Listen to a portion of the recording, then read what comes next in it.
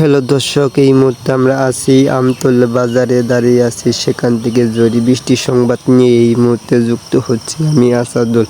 আমরা দেখেছি সকাল 6টা থেকে গুড়ি গুড়ি বৃষ্টির সাথে কিন্তু প্রচণ্ড কিন্তু বাতাস আমরা দেখেছি। এই বাতাসে কিন্তু অনেক ক্ষয়ক্ষতি কিন্তু হয়েছে, মানুষের ঘর বাড়ি কিন্তু ভেঙে গেছে। টাকার চালা এক বাড়িতে কিন্তু আমরা দেখতে পারছি পুরোটা এক বাড়ি কিন্তু ভেঙে গেছে।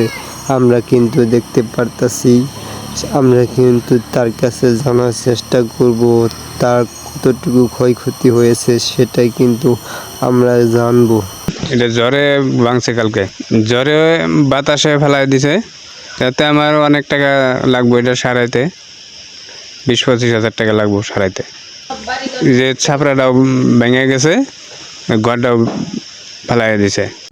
এই বাতাসে কিন্তু অনেকেরই আমরা দেখতে পারছি ঘর বাড়ি কিন্তু ভেঙে গেছে, সেটা কিন্তু আমরা দেখতে পারছি।